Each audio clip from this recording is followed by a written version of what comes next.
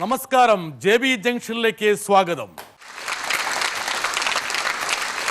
സമകാലീന കേരളത്തിൽ ഏറ്റവും കൂടുതൽ ചർച്ച ചെയ്യപ്പെട്ട ചുംബന സമരത്തിൻ്റെ പ്രയോക്താക്കൾ അരുന്ധതിയും രാഹുലും ഈ സമരത്തെ മുൻനിർത്തി ഉയർന്നു വന്ന വാദങ്ങളെക്കുറിച്ച് പ്രതികരിക്കുന്നു.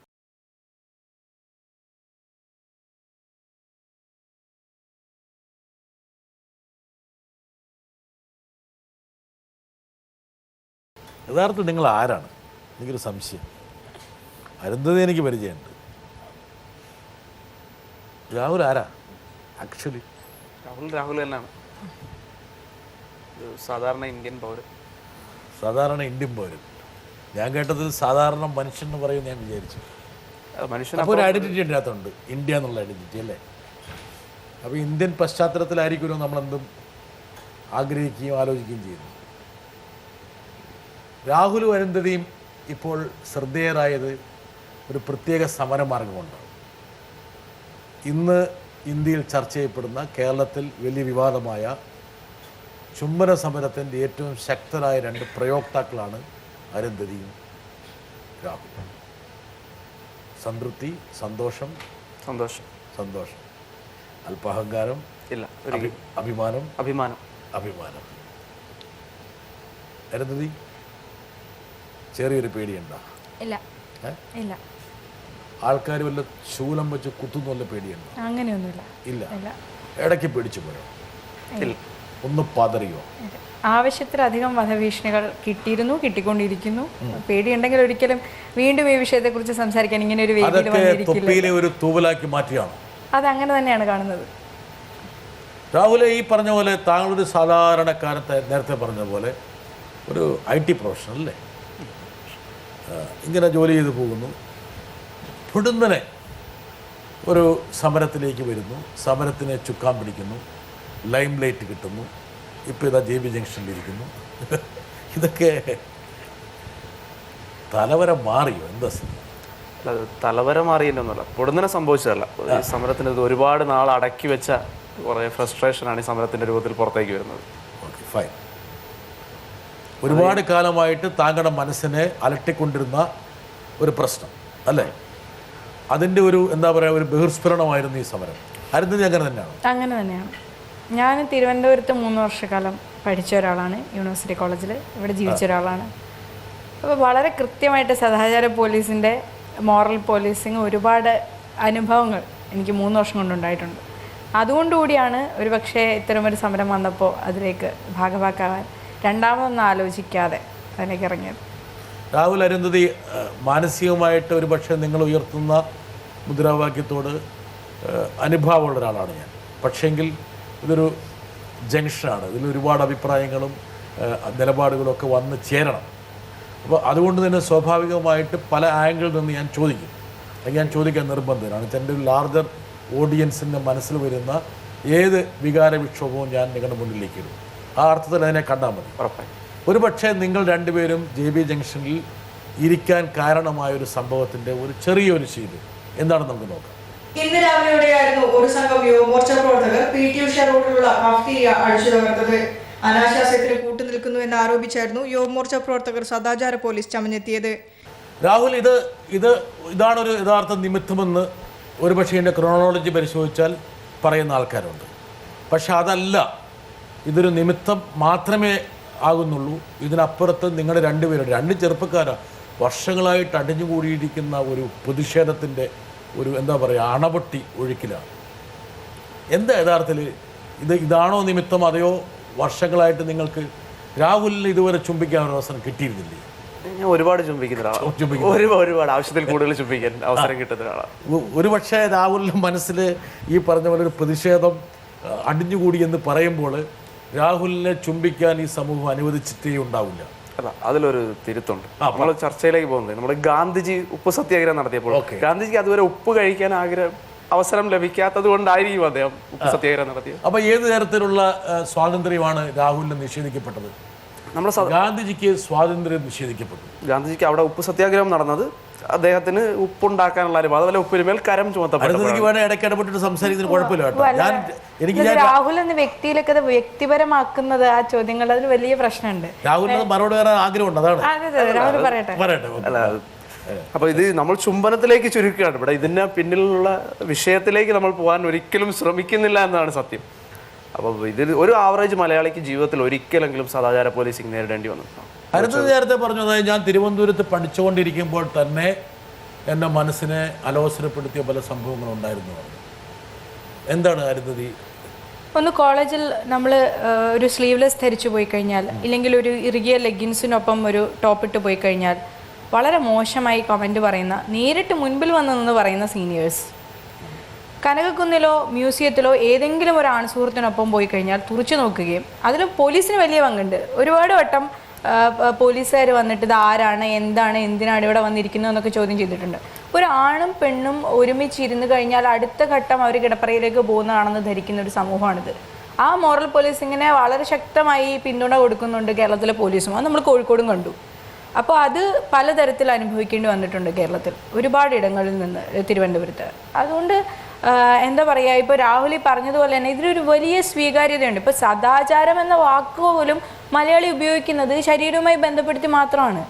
ശരിയായ ആചാരങ്ങൾ എന്നുള്ള അർത്ഥത്തിൽ യാതൊരു സദാചാര ലംഘനത്തെയോ മോഷണത്തെയോ കൊലപാതകത്തെയോ ഇല്ലെങ്കിൽ ബലാത്സംഗത്തെ പോലും എതിർക്കാത്ത ഒരു പിഞ്ചു കുഞ്ഞിനെ ബലാത്സംഗം ചെയ്തിട്ട് ആ കുഞ്ഞിനെ പരിഹസിച്ച മത അധ്യക്ഷന്മാരെ ഇപ്പോഴും പ്രശംസിച്ചു കൊണ്ട് നടക്കുന്ന ആളുകളാണ് മലയാളികൾ. ഇവിടെയാണ് ഈ ഹിപ്പോക്രസി വെളിച്ചത്താവുന്നത്. ഒരു കാപട്യത്തിന്റെ വലിയൊരു കനത്ത.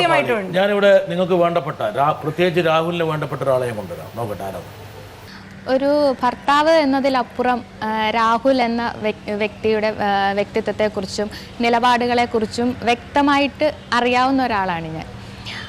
അതുകൊണ്ട് തന്നെയാണ് ഇങ്ങനൊരു സമരാഹ്വാനം വന്നപ്പോൾ അതിൻ്റെ സംഘാടനത്തിൻ്റെ ഭാഗമാകണം എന്ന് ഞാൻ തീരുമാനിച്ചത്. അരുന്ധതിയുടെ നിലപാടുകളെക്കുറിച്ചും വ്യക്തമായിട്ട് അറിയാം. ഞാൻ അടക്കമുള്ള കിസ് ഓഫ് ലവ് പ്രവർത്തകർക്ക്, ഞങ്ങളുടെ ഒരു പൊതുമുഖം എന്ന നിലയിൽ നിൽക്കുന്ന നിങ്ങളോട് എനിക്ക് ചോദിക്കാനുള്ളത്, നിങ്ങൾ എന്ത് നവരാഷ്ട്രീയമാണ് കേരളത്തിൻ്റെ യുവത്വത്തിനായിട്ട് ഏറ്റെടുക്കുന്നത്? ആ ഒരു ഉത്തരവാദിത്വത്തെക്കുറിച്ച് നിങ്ങൾ എത്രത്തോളം ബോധവാന്മാരാണ്? ഇത് രാഹുലിൻ്റെ ഭർത്താവാണോ ഭാര്യയാണോ? ആ ഒരു ചോദ്യത്തിന് മുമ്പിൽ രാഹുൽ ഒന്ന് പഴിച്ചു. ഇവിടെ ഉണ്ടല്ലോ, ഇവിടെ തന്നെ വന്നിരിക്കണം. ഇതിനോട് എത്രത്തോളം നീതി പുലർത്തിക്കൊണ്ട് രാഹുൽ മറുപടി പറയുമെന്ന് അറിയാൻ വേണ്ടി ഒരു മോറൽ പോലീസിംഗിന് വേണ്ടി വന്നിരിക്കുന്നത്. അല്ല, ഇതിൽ ഞാൻ തന്നെ മറുപടി പറഞ്ഞ ഒരു പക്ഷേ ഇത് ഞങ്ങൾ നേരത്തെ ക്വസ്റ്റ്യൻ ഇല്ല. ഒന്നാമത്തെ കാര്യം, നമ്മൾ വ്യവസ്ഥാപിത രാഷ്ട്രീയ പാർട്ടികൾ നടത്തുന്ന പലതരത്തിലുള്ള പ്രതിഷേധങ്ങൾ അത് വെറുതെ ആളെ കൂട്ടാനുള്ള പ്രതികരണങ്ങളാണ് എന്ന് കണ്ടിട്ട് അതിൽ നിന്ന് മാറി നിൽക്കുന്ന ഒരു വലിയ വിഭാഗം ചെറുപ്പക്കാരുണ്ട് ഇവിടെ. നമ്മൾ അവരൊക്കെ വിളിക്കുക അരാഷ്ട്രീയമായ ചെറുപ്പം എന്നാണ്. അപ്പോൾ വളരെ പെട്ടെന്ന് ബ്രാൻഡ് ചെയ്ത് മാറ്റി നിർത്തുന്ന ഒരു വിഭാഗമാണത്. പക്ഷെ അവർക്ക് അവരുടേതായ നിലപാടുകളുണ്ട്, അവരുടേതായ രാഷ്ട്രീയമുണ്ട്. അത് തുറന്നു വെക്കാനോ ചർച്ച ചെയ്യാനോ ഉള്ള ഇടമില്ല. പിന്നെ രണ്ടാമത്തേത്, ചുംബന സമരം കൊണ്ട് എന്ത് രാഷ്ട്രീയമാണ് നിങ്ങൾ ഉദ്ദേശിക്കുന്നത്? ഇതാണോ ഇവിടുത്തെ ആവശ്യം? ഇവിടെ പട്ടിണിയില്ലേ, ഇവിടെ തൊഴിലില്ലായ്മയില്ലേ, ഇവിടെ മറ്റ് പ്രശ്നങ്ങളില്ലേ? അപ്പോൾ എന്ത് രാഷ്ട്രീയമാണ് നിങ്ങൾ ഉയർത്തുന്നത് എന്നുള്ള ചോദ്യമാണത്. ഗുരുവായൂർ സത്യാഗ്രഹം നടക്കുന്ന സമയത്ത് ഇവിടെ മറ്റ് പ്രശ്നങ്ങളുണ്ടായിരുന്നു. അതായത് നിങ്ങൾ ഏത് പ്രയോറിറ്റി നോക്കിയാണ് ഒരു സമരത്തെ തിരഞ്ഞെടുക്കുന്നത്, അതിലൂടെ എന്താണ് പറയാൻ ശ്രമിക്കുന്നത് എന്നൊക്കെ ചോദിച്ചു കഴിഞ്ഞാൽ ഒരുപാട് കാലത്തെ അടിച്ചമർത്തലിന് ശേഷം ഉണ്ടാവുന്ന ഒന്നാണ്. ഞാനോ രാഹുലോ ഉൾപ്പെടുന്ന ഒരു ഓർഗനൈസ്ഡ് സ്ട്രക്ചറിൽ നിന്നല്ല ഈ സമരം വന്നത്. Okay, fine. എനിക്ക് മനസ്സിലാക്കേണ്ട ഒരു കാര്യം എന്ന് വെച്ചാൽ, ഞാനൊരു എളിയ മാധ്യമപ്രവർത്തകൻ എന്ന നിലയിൽ, സാമൂഹ്യ നിരീക്ഷകൻ എന്ന നിലയിൽ ഒരു 2-2.5 പതിറ്റാണ്ട് കാലം ഇങ്ങനെയുള്ള പല സംഘടനകളുടെ പ്രവർത്തനങ്ങളെയും പല മൂവ്മെൻറ്റ്സിനെയും ഞാൻ നേരിട്ട് കണ്ടും അതിൻ്റെ ഭാഗമാകുകയോ ഒക്കെ ചെയ്തിട്ടുണ്ട്. രശ്മി ചോദിച്ചൊരു ചോദ്യമുണ്ട്. അതായത് ഈ നിങ്ങൾ തുറന്നിട്ടിട്ടുള്ള ഒരു വാതായനം സൃഷ്ടിക്കാൻ പോകുന്ന ഒരവസ്ഥയുടെ ഉത്തരവാദിത്വം നിർവഹിക്കാൻ കഴിയുന്ന ഒരു ദിശാബോധം നിങ്ങൾക്കുണ്ടോ? അതായിരിക്കണം എനിക്ക് തോന്നുന്നു. വേറൊരു ഭാഷയല്ല, ഞാൻ വേറൊരു ഭാഷയാണ്, നമ്മൾ ഓരോരുത്തർക്കും ഓരോ ഭാഷയാണ്. അപ്പോൾ ആ ഒരു ഉത്തരവാദിത്വ ബോധം നിങ്ങളിലുണ്ടോ? അതിനെക്കുറിച്ച് നിങ്ങൾ എപ്പോഴെങ്കിലും ചിന്തിച്ചിട്ടുണ്ടോ?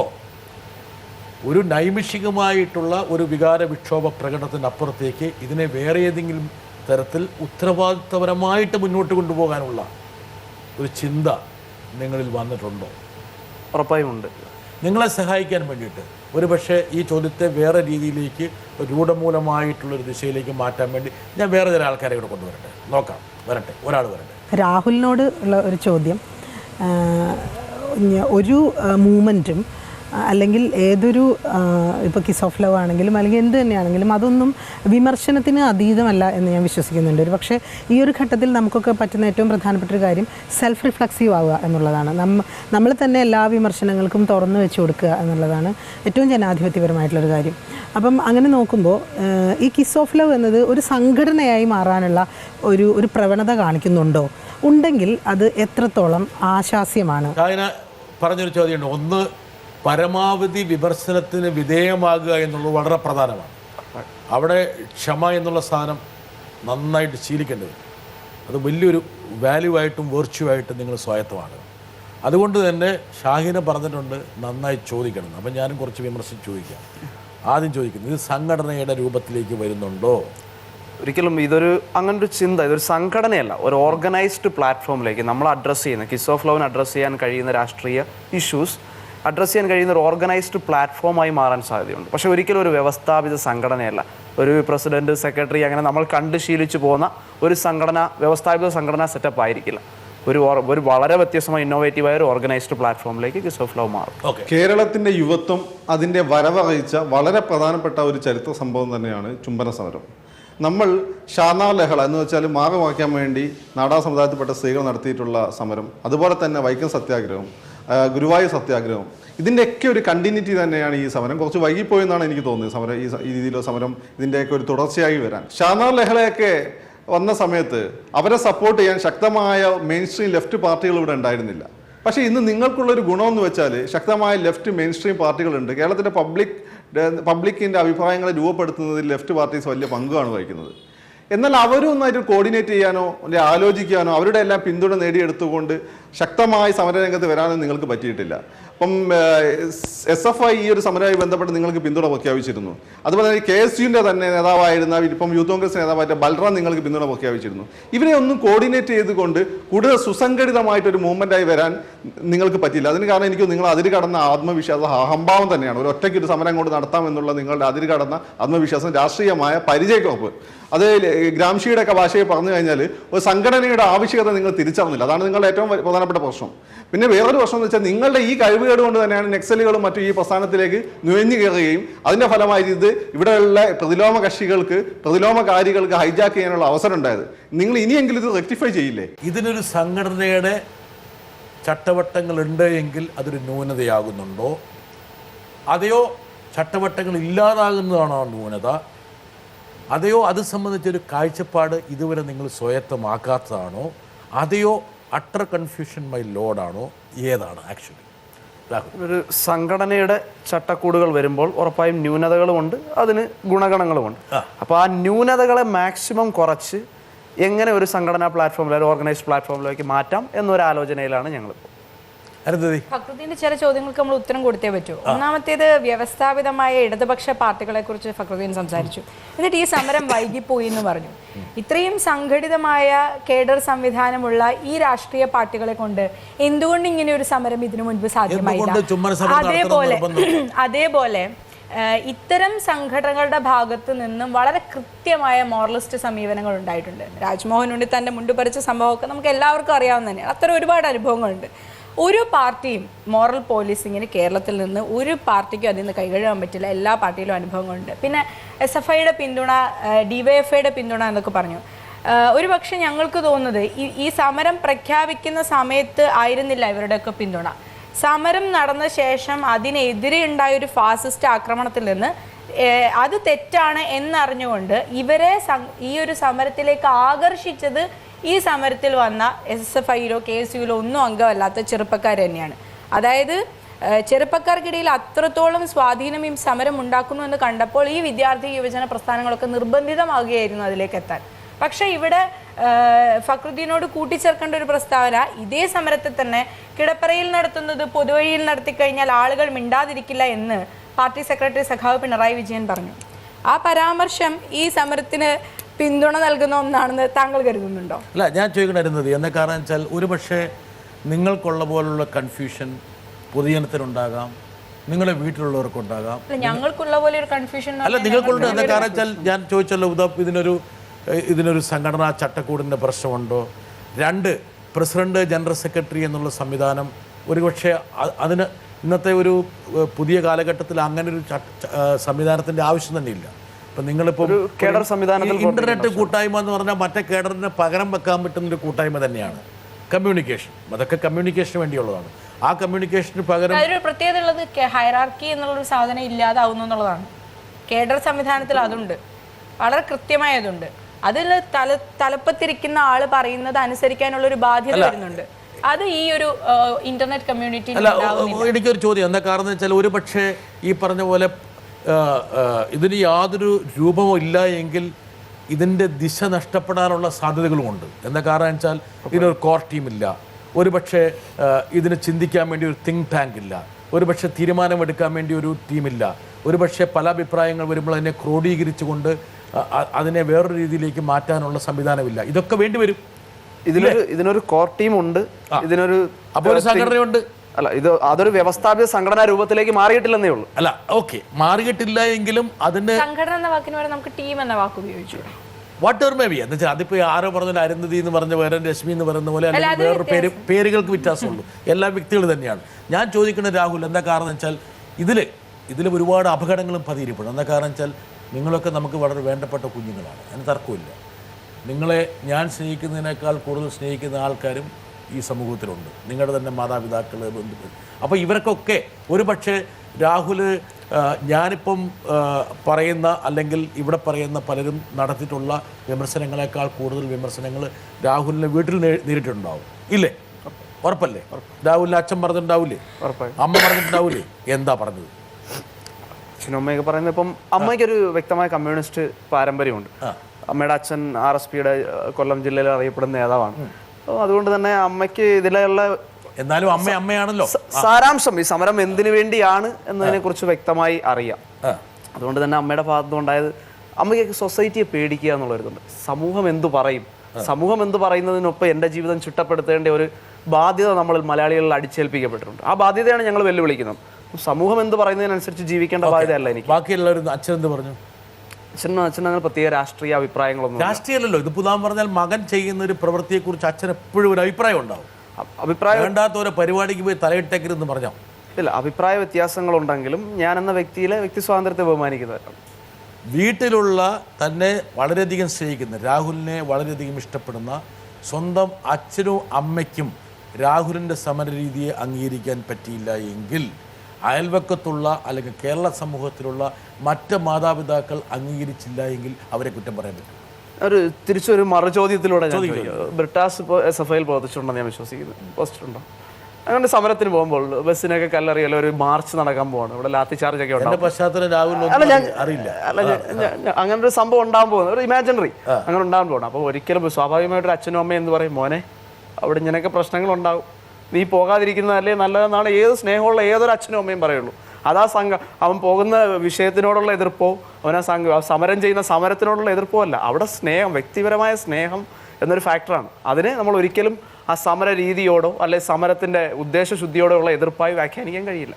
അരുന്ധതി, എന്തായാലും അരുന്ധതിയുടെ വീട്ടിലും ചെറിയ ചെറിയ പ്രശ്നങ്ങൾ ഉണ്ടായിട്ടുണ്ടാകണം, ജാഗ്രതപ്പെടുത്തിയിട്ടുണ്ടാകും. മോളെ നമുക്കൊന്നുകൂടെ സൂക്ഷിക്കണം.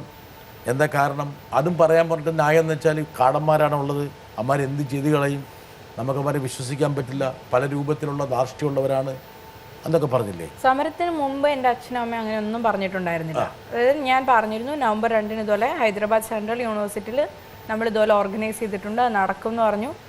സമരം അന്നവിടെ നടന്നു, അപ്പോഴും അവരൊന്നും പറഞ്ഞില്ല. രാത്രി ഞാൻ വിളിച്ചു പറഞ്ഞു ചെറിയ സംഘർഷം ഉണ്ടായിരുന്നു, കാര്യങ്ങളുണ്ടായിരുന്നു, ഒന്നും അവർക്ക് പ്രശ്നമായിരുന്നില്ല.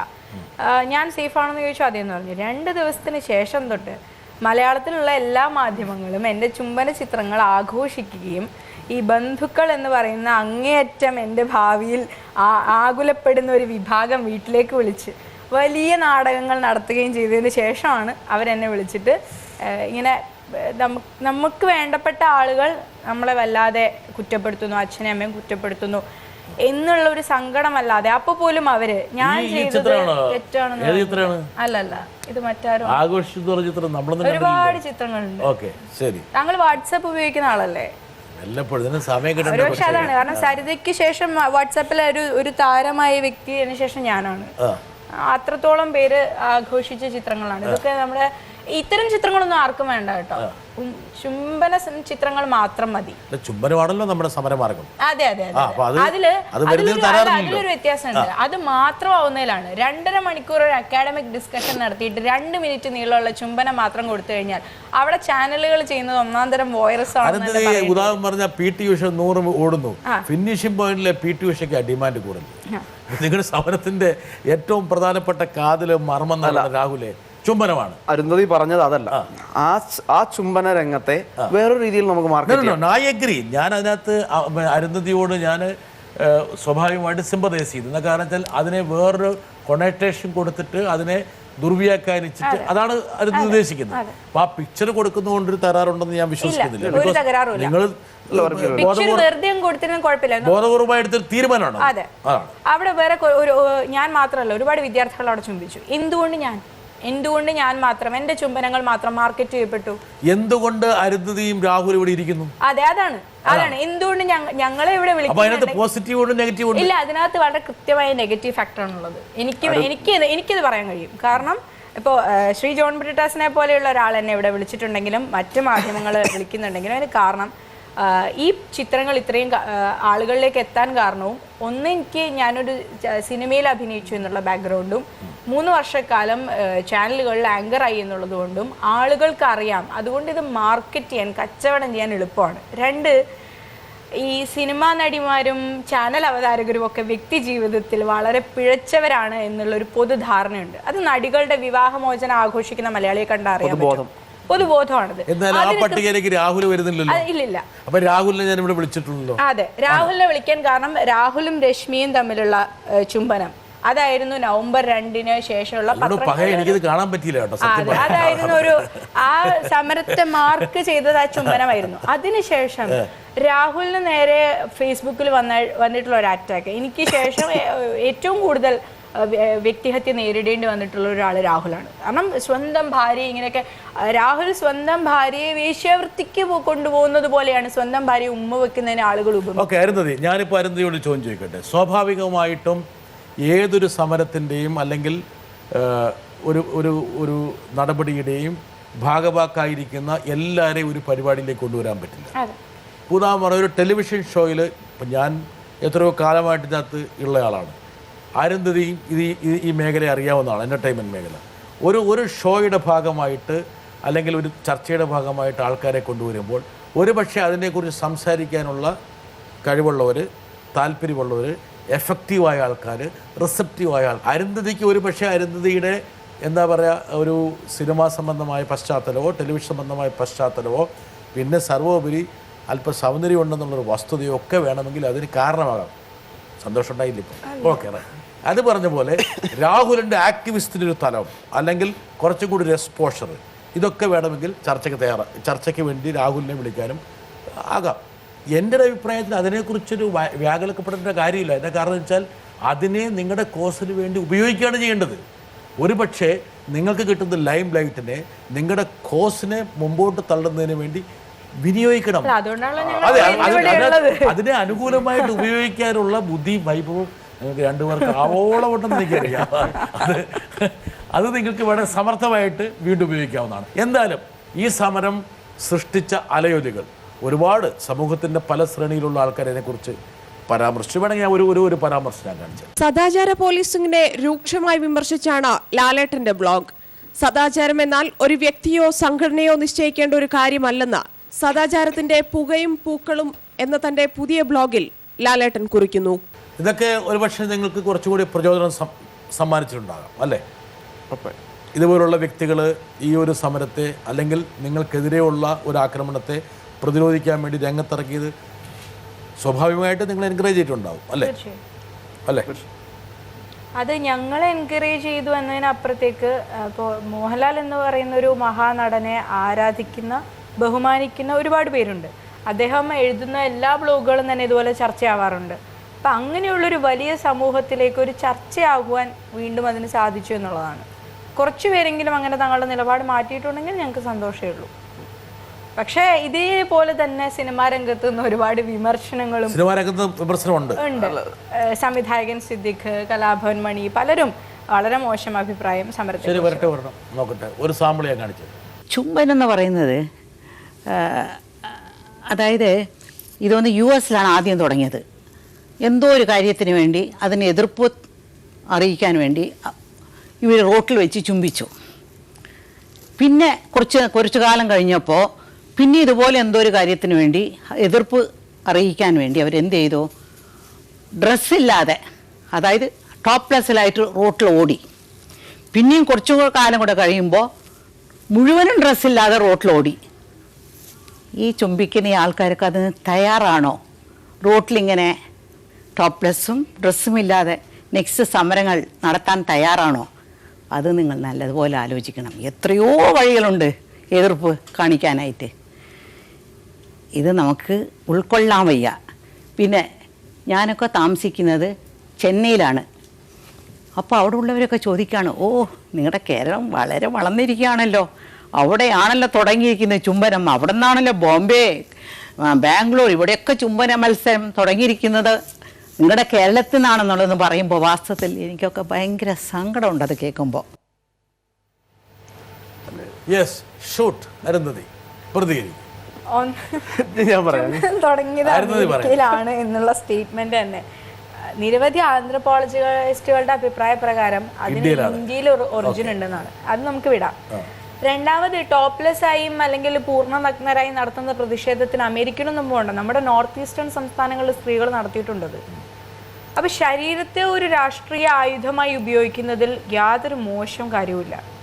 രണ്ട്, ഈ ഷീലാമ്മ ചോദിച്ചതിനേക്കാൾ കടന്ന് ഒരു കൂട്ടം ആളുകൾ ചോദിക്കുന്നുണ്ട്. അതായത് നാളെ നിങ്ങൾ പൊതുസ്ഥലത്ത് പരസ്യമായി സെക്സിൽ ഏർപ്പെടുമോ, അങ്ങനെ നിങ്ങൾ സമരം ചെയ്യുമോ എന്നൊക്കെ.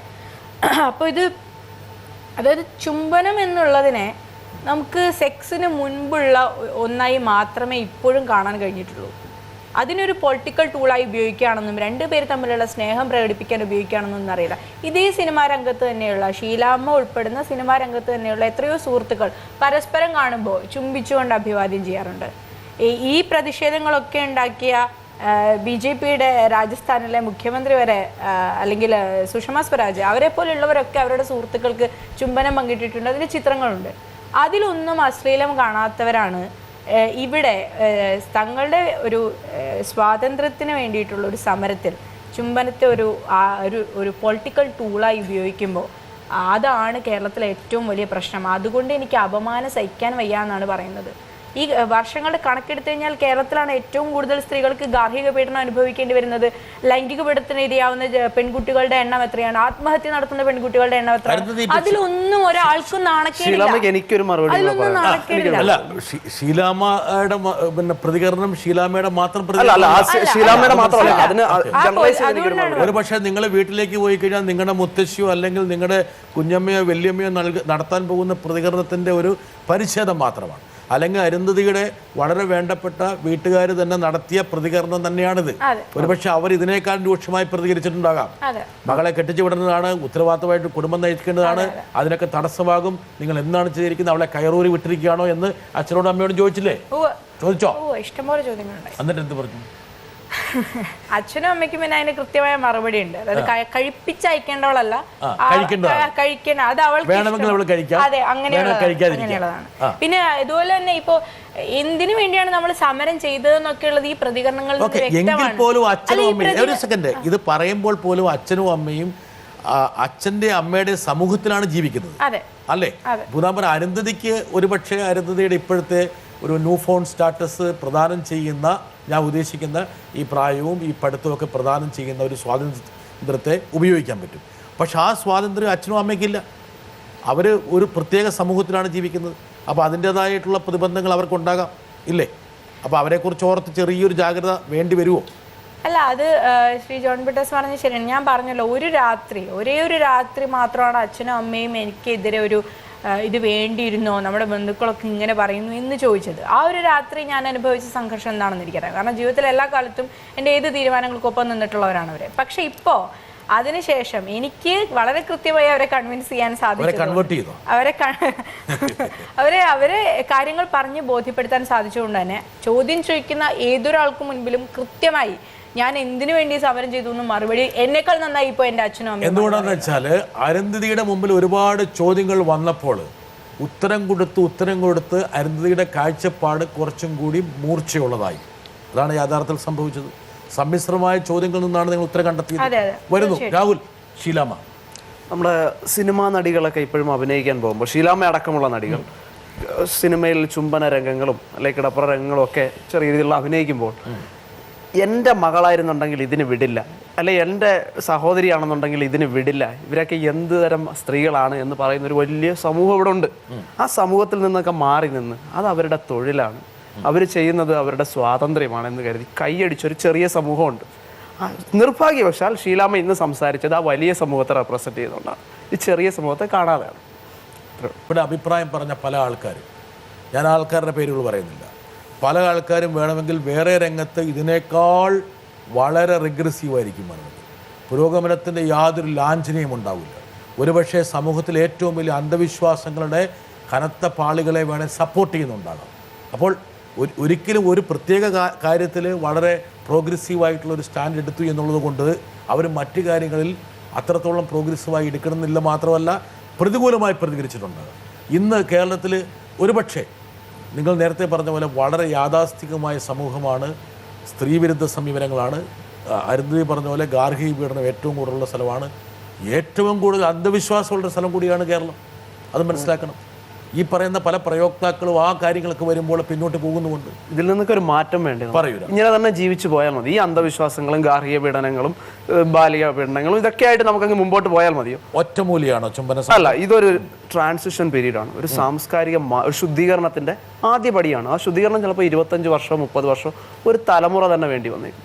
നെഹ്റുവിന്റെ വാക്കുപോലെ it's easy to create a perfect child rather than repairing a broken man. അപ്പോൾ അടുത്ത തലമുറയിലെങ്കിലും നമുക്കിതിന് മാറ്റം വരുത്തണ്ടേ? ഇവിടെ സ്ത്രീയെയും പുരുഷനെയും സഹജീവികളായി കാണുന്ന, ഒളിഞ്ഞു നോട്ടക്കാരൻ്റെ കണ്ണുകളില്ലാത്ത, ജനക്കൂട്ടം തെളിക്കുന്ന രാഷ്ട്രീയത്തിൻ്റെ വഴിയെ മാത്രം നടക്കുന്ന നേതാക്കളില്ലാത്ത ഒരു തലമുറയെ നമുക്ക് വാർത്തെടുക്കണ്ടേ? അതിനുള്ളൊരു ആദ്യ പടിയാണ്. ഒരു ചോദ്യം തിരിച്ചു വെച്ചോട്ടെ. പുതാൻ പറഞ്ഞാൽ ഒരു ചട്ടക്കൂട്, സംഘടന അല്ലെങ്കിൽ ഒരു ഡിസിഷൻ മേക്കിംഗ് പ്രോസസ്സ് പെർസെ മോശമാണെന്നൊരു അഭിപ്രായക്കാരനല്ല ഞാനിപ്പോൾ എൻ്റെ അഭിപ്രായം ഞാൻ പറയാം.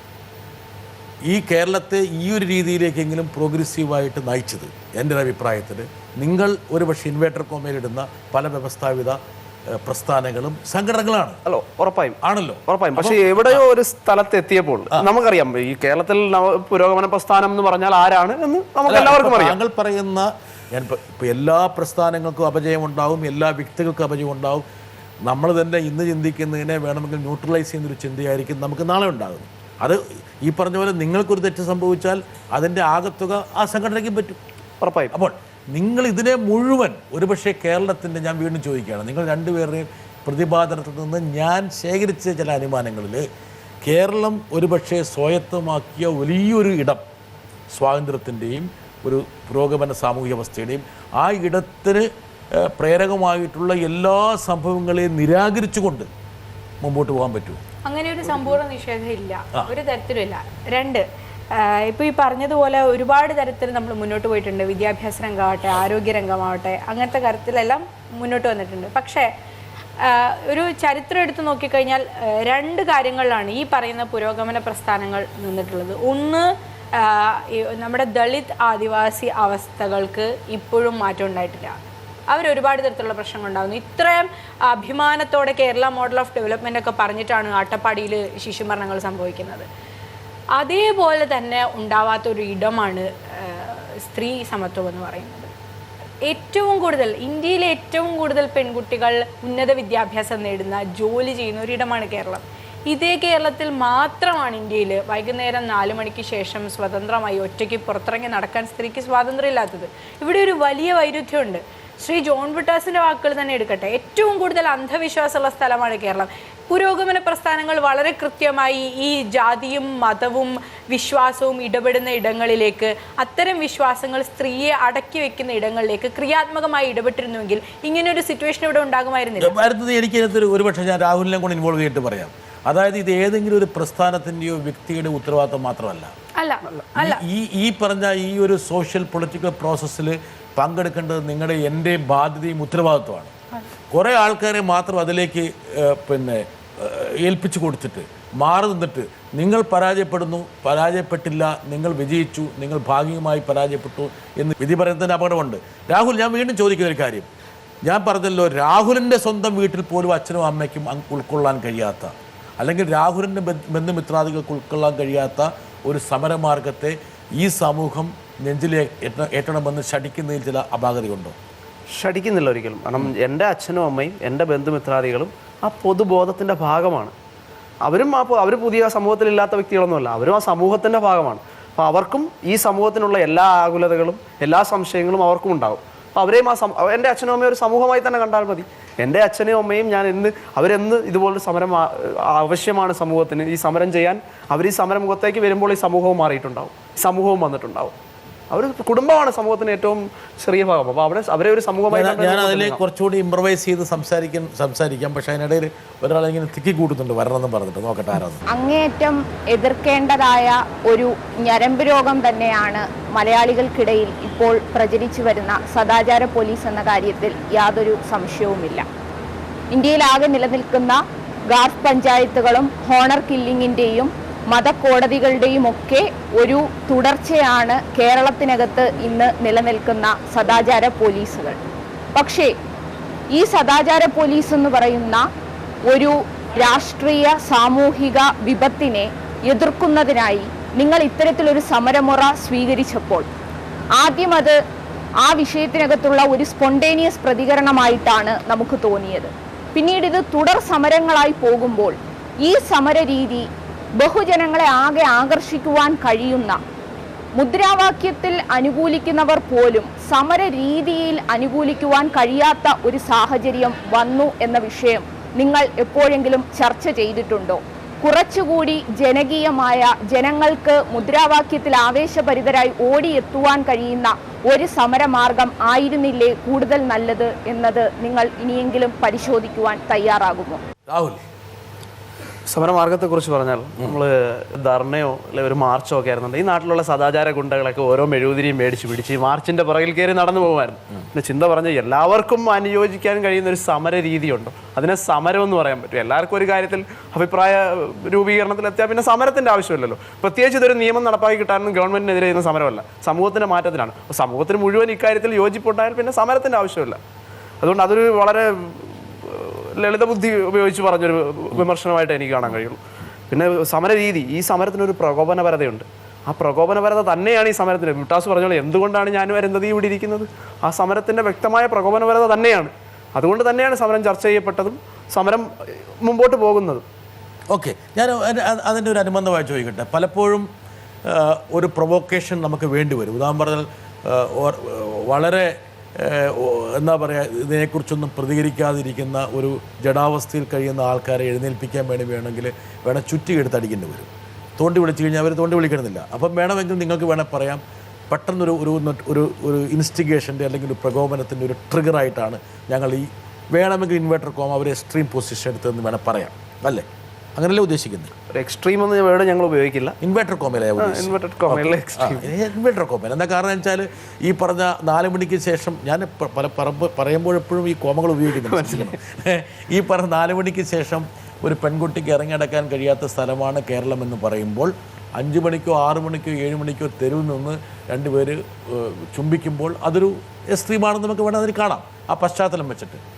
അതല്ലേ താങ്കൾ ഉദ്ദേശിച്ചേ, അല്ലേ? ഒരു പ്രകോപനം സൃഷ്ടിച്ചുകൊണ്ട് ഒരു പുതിയൊരു ഒരു ഭാവുകത്വം സൃഷ്ടിക്കുക. ഈ സമരത്തിന് മുമ്പ് നമ്മുടെ ഈ മിഡിൽ ക്ലാസ് കുടുംബങ്ങളുടെ അടുത്ത് എത്ര കുടുംബങ്ങളിൽ കുട്ടികളുടെ മുമ്പിൽ വെച്ച് ചുംബനം എന്ന വാക്ക് ഉപയോഗിക്കാൻ അച്ഛനും അമ്മയും തയ്യാറാവുമായിരുന്നു? ചുംബനം എന്ന് പറഞ്ഞാൽ തന്നെ അശ്ലീലമായിരുന്നു. വീട്ടുകൾ ഡൈനിങ് ടേബിളിൽ പോലും ചുംബനം എന്ന വാക്ക് അവർ ഉപയോഗിക്കില്ലായിരുന്നു.